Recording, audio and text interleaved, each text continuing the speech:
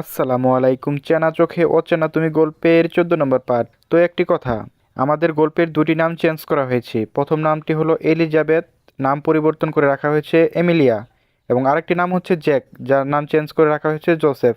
তো বেশি কথা না বলে চলুন গল্প শুরু করে দিই। মায়া নিজের ফোন বের করে মেপল বাগানের একটি ছবি তুলে এরপর উঠে দাঁড়ায় আরিফের বরাবর। তাদের ঠিক উপরে একটি মেপল পাতা পড়ছিল। মায়া সেটা ধরার আগে আরিফ সেটা ধরে ফেলে। মায়া আরিফের দিকে তাকিয়ে আবার মেপল পাতাটির দিকে তাকায়।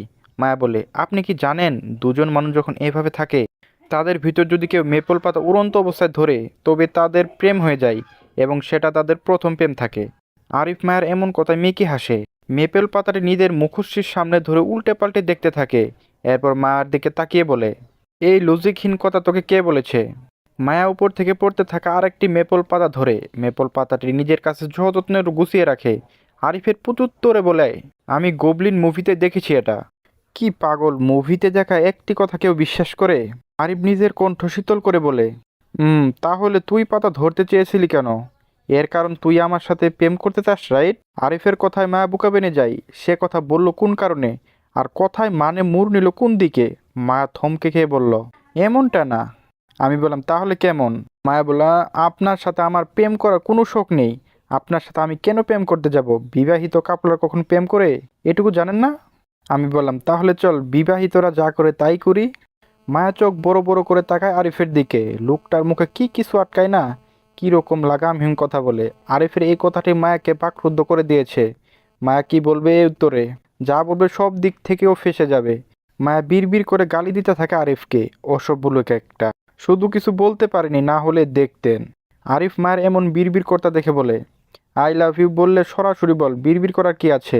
এ মায়া আরিফকে আই লাভ ইউ কখন বলল? মায়া অবাক কণ্ঠে বলে, আমি আপনাকে আই লাভ ইউ বলছি, কে বললো আপনাকে?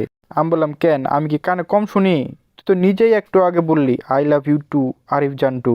আল্লাহ, কি বড় মিথ্যা কথা! এ কথা মায়া কখন বলল? কেউ এভাবে কনফিডেন্টলি মিথ্যা বলতে পারে? এগুলো ভাবলো মায়া। মায়া আরিফের দিকে হা করে তাকিয়ে আছে। আরিফ দাঁড়িয়ে আছে পকেটে হাত গুজে। মায়া বলল, আপনি কি মিথ্যা বলার উপর পিএইচডি করেছেন? আরিফ মায়ের প্রতি উত্তরে ভঙ্গিমায় বলে, আই লাভ ইউ টু ময়না পাখি। মায়া আরিফের এমন এহেন উত্তর আশা করেনি। আরিফের আই লাভ ইউ টু কথাতে ঘুরতে থাকা মায়ের মস্তিষ্কে কথাটির ভিতর কি যেন একটা ছিল। মায়া নাটক করে বলে, নট ইন্টারেস্টেড বলে আরিফের হাতে থাকা মেপল পাতাটি কেড়ে নিয়ে মা চলে যায় সেখান থেকে।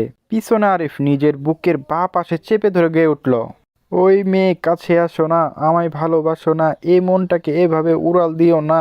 ও মেয়ে কাছে আসো না, আমায় ভালোবাসো না, গানটি বলল। নিজের ক্লাসের উদ্দেশ্য যাচ্ছে মায়া। এখন নিজের ক্লাসরুমের করিডোরে আসে সে। মনে মনে প্রার্থনা করছে পিছন থেকে যেন একজনের ডাক না আসে। কিন্তু তার প্রার্থনা কবুল হলো, পিছন থেকে কেউ একটি ডাক এলো। মায়া মায়া ডাকটি শুনেও এগিয়ে গিয়ে দ্রুত নিজের ক্লাসরুমের দিকে হাঁটা ধরলো মায়া। মায়া দ্রুত হাঁটছে দেখে পিছন থেকে ইথান দ্রুত হেঁটে আসে মায়ের কাছে। ইথান মায়াকে অনেক রকম প্রশ্ন করছে, কিন্তু মায়া কোনো কোনো উত্তর দিচ্ছে না। ইথান ইংলিশে বলে, মায়া তুমি আমার কথার উত্তর দিচ্ছ না কেন? মায়া ইথানের এই প্রশ্নের জবাব দেয় না। মায়া জানে ইথান কেন তার পিছনে পড়ে আছে। ইথান মায়াকে প্রথম দিন থেকে পছন্দ করে, এটা মায়া জানে। ইথানের মতে মায়া নাকি অনেক সহজ সরল একটি মেয়ে, তাই সে মায়াকে পছন্দ করে। সারা দিন মায়ের পিছনে পড়ে থাকে, একা একা মায়ের সাথে কথা বলতে বলে। ইথান একাই বকবক করে যাচ্ছে। মায়া একসময় বিরক্ত হয়ে বলে, Ethan who you are you, একা একটা মেয়ের সাথে কথা বলিং, ইউ আর পাগল হয়ে গিং। ইথান মায়ের এমন বাংলিশ কথা আগামাথা কিছুই বুঝলো না। ইথান বলল, Maya speak in English. Maya বলল, now I speak English but we are English not বুঝিং তো। হোয়াট করিং উইল ইউ বুঝিং সুইং মাই ইংলিশ তে ইংলিশ গুড করে শিখিং। মায়ের এসব বাংলিশ কথাবার্তা ইথানের মাথার উপর দিয়ে বুলেট ট্রেনের মতো গতিতে যাচ্ছে। কোনো বাঙালি মেয়ে বোধহয় মায়ের এমন বাংলিশ কথা বুঝবে না। সেখানে ইথান তো ভেজালহীন আমেরিকান। ইথান অনেক কষ্ট করে মায়ের ইংলিশের মানে বুঝলো না। ইথান মাথা চুলকাতে চুলকাতে বলে, মেয়া প্লিজ স্পিক ইন ইংলিশ। মায়া বলে, ফাক ইউ বলে মায়ের তেজ দিকে ধাপ ধাপ করে এগিয়ে গেল ক্লাসরুমের দিকে। মায়ের কথাই থমকে গিয়ে ইথান মায়ের এটা কি বললে? সে কি বুঝে বলল না? না বুঝে ইথান অবাক চোখে চেয়ে রইল মায়ের যাওয়ার দিকে। মায়া ক্লাসরুমে প্রবেশ করলে ইথানও দৌড় লাগালো ক্লাসের দিকে। আরিফ নিজের অফিস রুমে চেয়ারে বসে টেবিলের উপর দু পা দিয়ে বসে আছে। এখন করার মতো কিছু নেই, তাই ফোন টিপছে। এমন সময় তার অফিস রুমের দরজায় কেউ নক করে। May I coming sir? Arif কে আসলো তা দেখে বলে, কাম। রুমের ভিতর প্রবেশ করে আরিফের পারমিশন না নিয়ে গিয়ে বসে টেবিলের সামনে চেয়ারে। আরিফ তাকিয়ে দেখে লুনা। এ তো বিরক্ত হলো সে, মনে মনে লুনাকে একটি গালি দিল। লুনা এসে আরিফের দিকে অশ্লীলভাবে তাকিয়ে থাকে। তা লক্ষ্য করে আরিফ কিছুক্ষণ পর নিজের ফোন নামিয়ে লুনার উদ্দেশ্যে বলে, what your problem Luna? Luna আরিফকে নিজের প্রতি আকর্ষণ করার জন্য বাংলা শিখেছে। লুনা টেবিলের উপর হাত রেখে এগিয়ে এসে অশ্লীল অঙ্গভঙ্গি করে ফিসফিস করে বলে, I need your Arif sir, do you need me? Arif table থেকে পা নামিয়ে পায়ের উপর পা রেখে বসে বলে, লুনা তুমি আসলে একটা, গালি দিয়ে বলে। লুনা অশ্লীল ভঙ্গিমায় ভাঙ্গা ভাঙ্গা বাংলায় বলে, আপনাকে পাওয়ার জন্য এমই সেটাই আরিফ স্যার। আমি বললাম, লুনা তোমাকে কতবার বলেছি আমার থেকে দূরে থাকতে। আমার তোমার মতো টাকা দিয়ে কিনা যায় এমন মেয়ে একদম পছন্দ না লুনা। তুমি চেয়ারম্যানের মেয়ে দেখে আমি তোমাকে এখনো কিছু বলিনি লুনা। আমার থেকে দূরে থাকবে তুমি। আবার মেজাজ বিগড়ে গেলে আমি কিন্তু চিনব না তুমি কার মেয়ে। লুনা আরিফকে বিভিন্নভাবে সিডিউস করার চেষ্টা করে। লুনাকে ইংলিশ বলা যায় হুয়ার, আর খাস বাংলায় বেশ্যা বলে। মেয়েটা এতটা নির্লজ্জ যে তাকে বেশ্যা বলাও কম হয়ে যাবে। লুনার সৌন্দর্য বর্ণনা করার মতো না। নিঃসন্দেহে লুনা সুন্দরদের নারীদের তালিকায় হাজারে একজন। এসব সস্তা সৌন্দর্য তাকে মুগ্ধ করতে পারবে না। সে শুধু তার ময়না পাখির সৌন্দর্যতে মুগ্ধ। তার এত সুন্দর বউ রেখে সে কোনো এসব সস্তা জিনিস মুখ দিতে যাবে? লুনা নিজের নির্লজ্জতার প্রমাণ দিতে আরিফের কলার টেনে ধরে, নিজের দিকে টেনে ধরে বলে, I want you even if it just for one night because we are you so hot I can control myself. আরিফের নিজেকে আর কন্ট্রোল করতে পারে না। নিজের বাম হাতে সর্বোচ্চ শক্তি দিয়ে চেপে ধরে লুনার গলা। লুনা কাতরে ওঠে, আরিফের হাত থেকে ছাড়ানোর চেষ্টা করতে থাকে। পুরুষশালী শক্তির কাছে নেহাত তুচ্ছ লুনার মেয়েটি শক্তি। আরিফ লুনার গলা আরেকটু শক্ত করে ধরে হালকা হেসে বলে, তোর দেহের বেশি খায়েশ থাকলে বল, আমার লোকদের বলি তোর খায়েশ চিরজীবনের জন্য মিটিয়ে দেবে শালি। তোর গালি দিলে আমার গালি অপমান করা হয়ে যায়। তুই একটু আগে কি বললি? ইউ নিড মি, হা হা হা।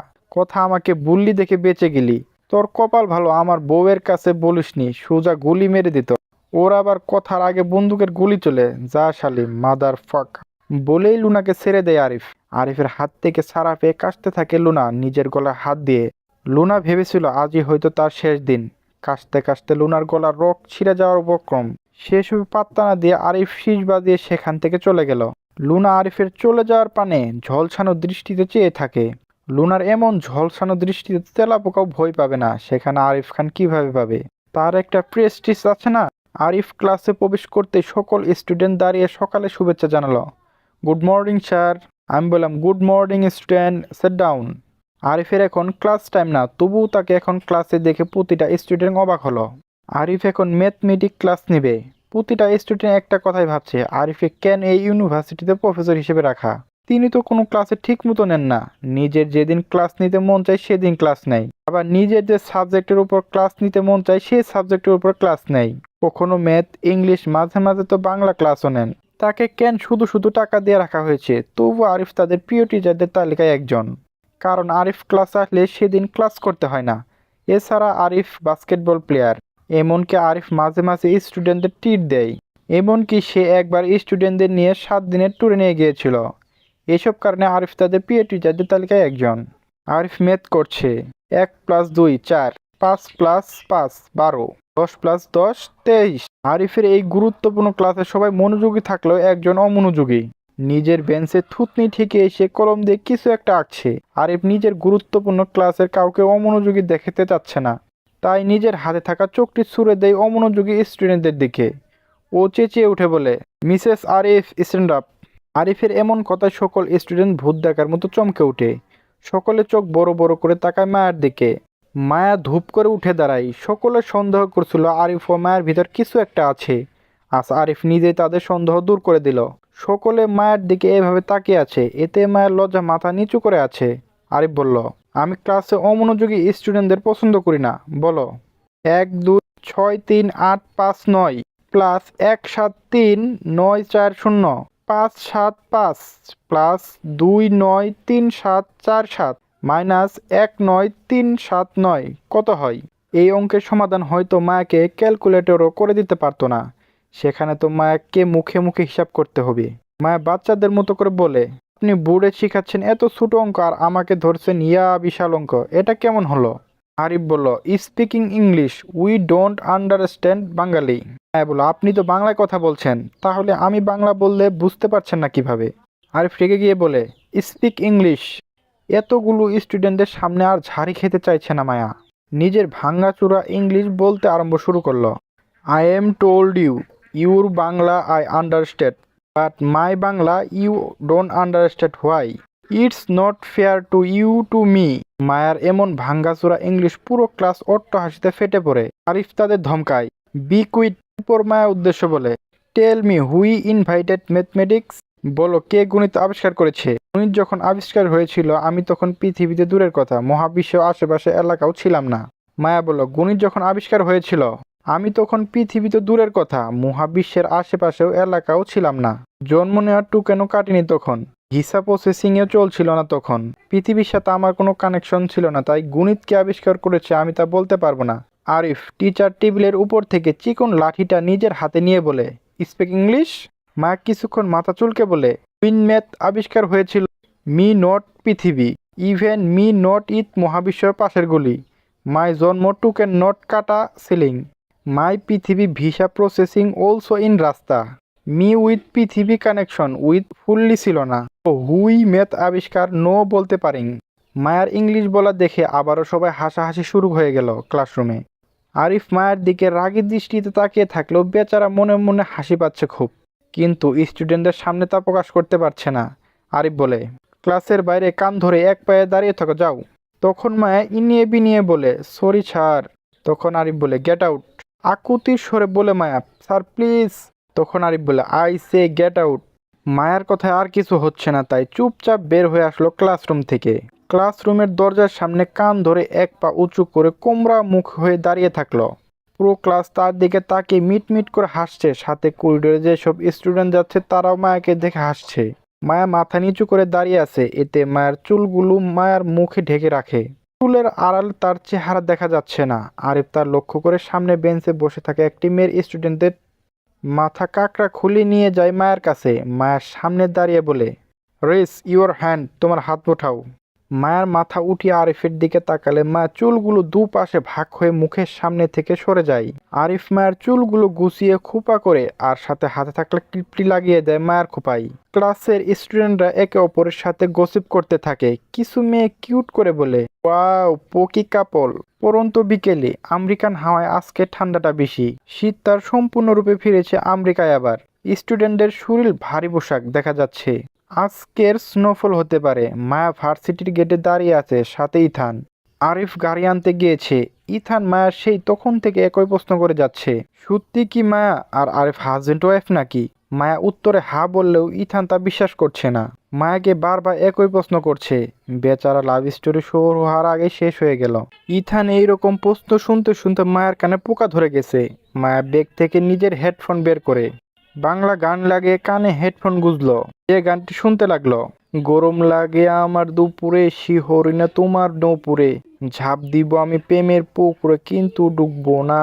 মায়া চোখ বন্ধ করে শীতের ভিতরে গরমের ভাইব নিচ্ছে। এর মাঝে কেউ তার হেডফোন খুলে ফেললো, কানে থাকে। মায়া মনে করেছিল ইথান, কিন্তু চোখ খুলে দেখে লুনা। আজকে লুনা ক্লাসে না দেখে মায়া ভেবেছিল এই তার সিরা পাগল হয়তো আজকে আসেনি, কিন্তু এসেছে। এখন মায়া পায়ে পাড়া দিয়ে ঝগড়া করবে। লুনার সাথে আবার তার চেলাপেলারাও আছে। লুনা মায়ের বরাবর দাঁড়িয়ে দু হাত ভাঁজ করে গুজে মায়াকে প্রশ্ন করে, তুই তাহলে আরিফসের ওয়াইফ? লুনার মুখে বাংলা শুনে অবাক হয় মায়া। লুনার প্রতি উত্তরে মায়া নির্ধারায় বলে, হ্যাঁ।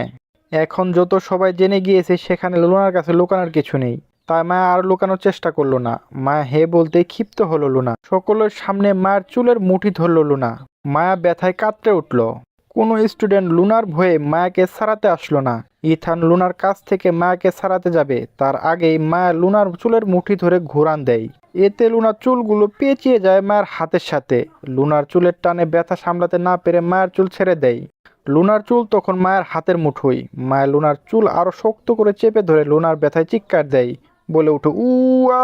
মায়ের এক হাত দিয়ে নিজের মুখ থেকে চুল সরাতে সরাতে বলে, বাংলা যেহেতু পারিস, কষ্ট করে আর ইংলিশ বলবো না। তুই বাঁচতে চাইলে আমার থেকে দূরে থাক, আমাকে কোনো সরল সোজা বলত মেয়ে ভাববি না, তাই ভালোই ভালোই বলছে আমার থেকে দূরে থাক। বলেই লুনার চুল ছেড়ে দেয় মায়া। এতগুলো মানুষের সামনে এভাবে অপমান হয়ে লুনা আবার ক্ষিপ্ত হয়, বলে ইউ আর বা। লুনা মায়াকে গালি দিয়ে এগিয়ে আসে মায়াকে মারতে। লুনা মায়াকে থাপ্পড় দিবে এগোতে নিলে মায়া চোখ পলকে লুনার হাত ধরে লুনার হাতে মোচড় দেয়। লুনার হাত বাঁকা করে ধরে রেখে মায়া ঠাস ঠাস করে বেশ কয়েকটা থাপ্পড় বসিয়ে দেয় লুনার গালে। লুনা ফর্সা গাল লাল বর্ণ ধারণ করেছে। লুনা বাঁচতে গিয়ে মায়াকে আক্রমণ করতে চাইলে মায়া ইথানের কাছে থাকা একটি হার্ড কভার নোবেল বুক ছুঁড়ে মারে লুনার দিকে, যেটি ঠিক লুনার মুখে গিয়ে লাগে। মায়া ইথানের কাছে থেকে অন্য নোবেল বুক নিয়ে লুনার মাথা মারতে থাকে। মায়া ইথানের কাছে থেকে অন্য নোবেল বুক নিয়ে লুনার মাথা মারতে থাকে, তবে বেশি শক্তি প্রয়োগ করে না, হালকা ব্যথা পাবে এটুকুই জোর দিয়ে মারতে থাকে মায়া। মায়া অনবরত বুক দিয়ে লুনার মাথা আঘাত করছে আর বলছে, তুই কুত্তা, তোর 14 গোষ্ঠী কুত্তা, আবার আমাকে কুত্তা বলিস, ল্যাংচাওলা কোথাকার। মায়া দেখতে পায় আরিফ গাড়ি নিয়ে আসছে। লুনাকে ছেড়ে দেয় মায়া। লুনার নাক ফেটে রক্ত বের হয়ে মুখে মাখামাখি অবস্থা।